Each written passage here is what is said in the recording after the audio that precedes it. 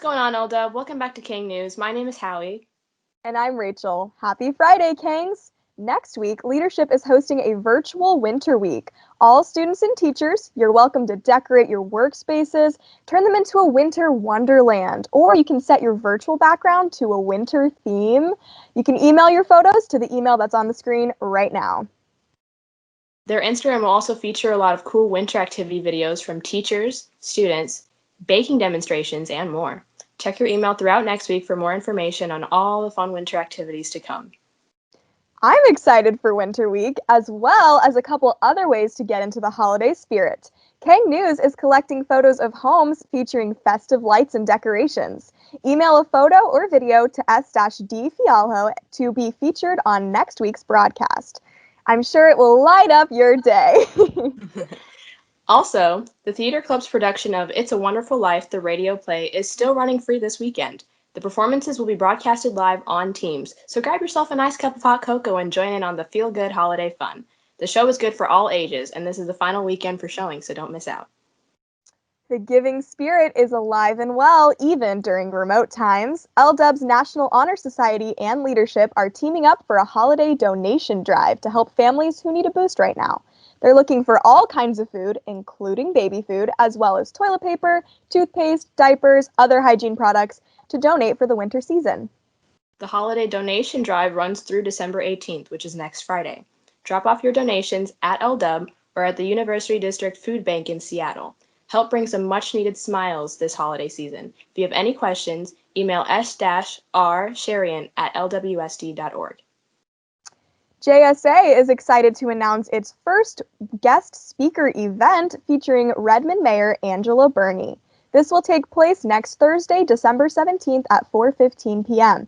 If you're interested, contact s-dnewman@lwsd.org. Even though we've been in school for 3 months, students and teachers are still working to overcome challenges. For this week's Perspectives on Remote Learning, Jessica from KANG News chats with Ms. Zydel on her approach to connect and inspire with her students.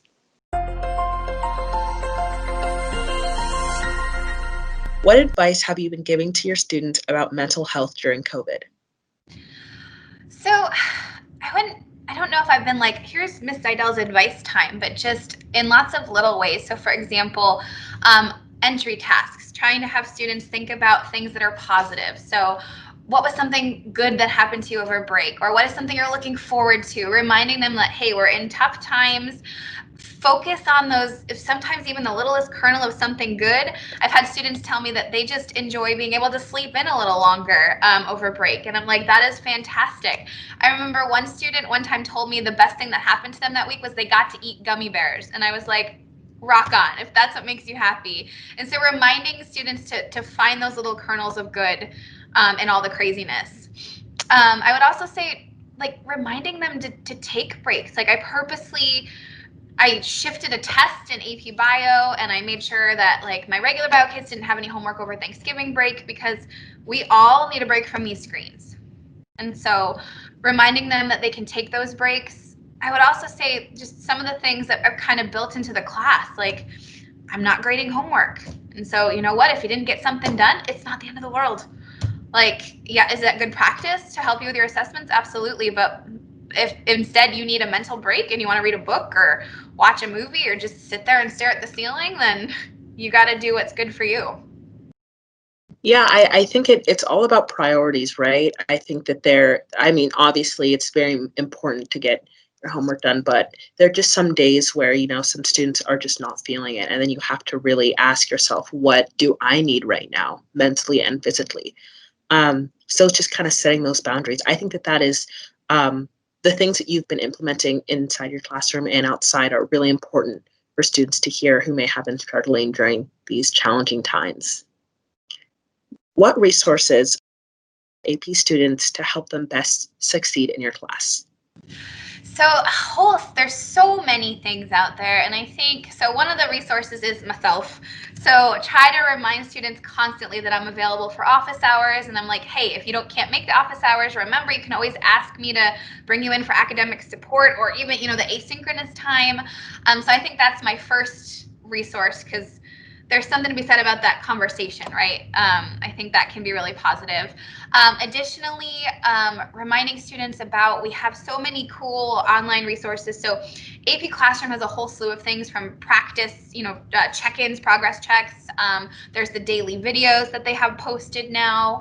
I use Bozeman Science for videos for AP, and I assign them, but the students can access all of the different videos. And so aside from the ones that I assign, there's those.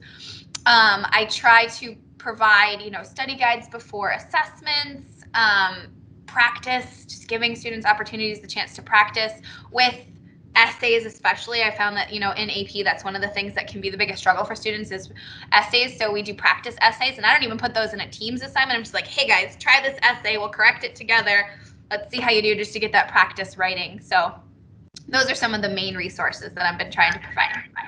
Yeah, I know that I am in one of your AP classes, but I think for me specifically, the Bozeman videos have been very helpful for me, and also just the ability to retake the quizzes that we have. And I know you have a whole system for that, and that's been really helpful because that just gets more practice in, and the way that you have it set up where you have to explain why these answers were wrong and why these answers are right, it really helps you critically think and not just passively write, okay, yeah, this is wrong, this is right. So I think that for me personally was really helpful.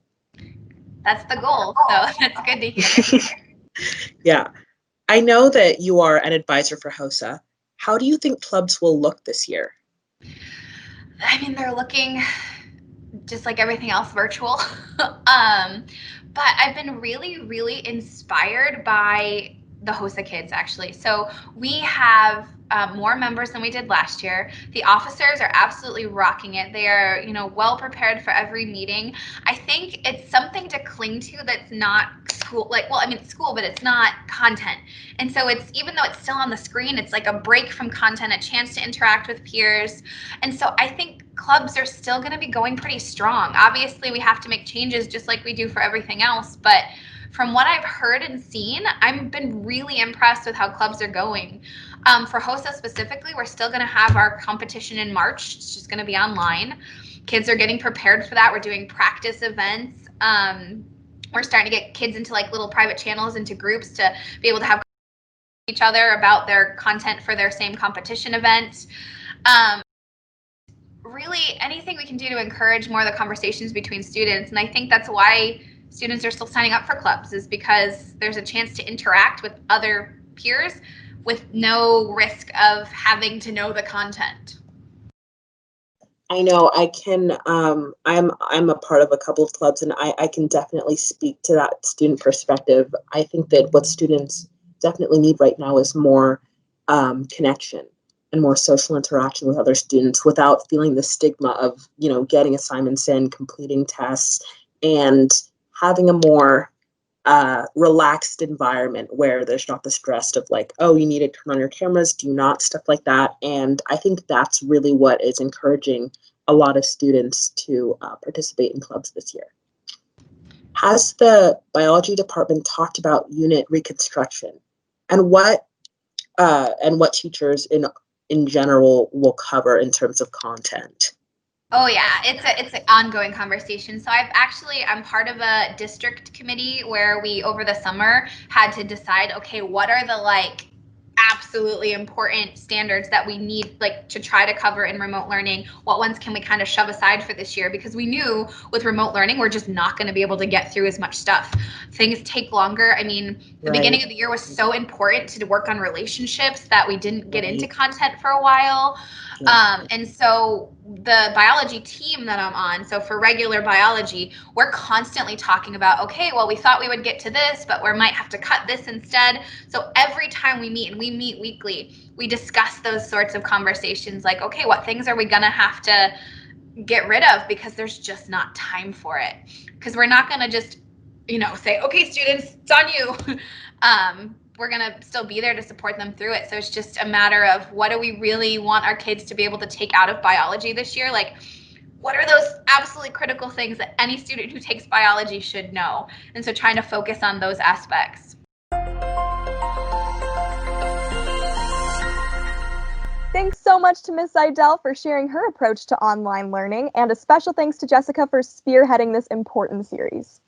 Yeah. All right, guys, that's it for this week's broadcast. Thanks for watching KANG News. My name's Rachel. And I'm Hawe. Have a great weekend, LDub.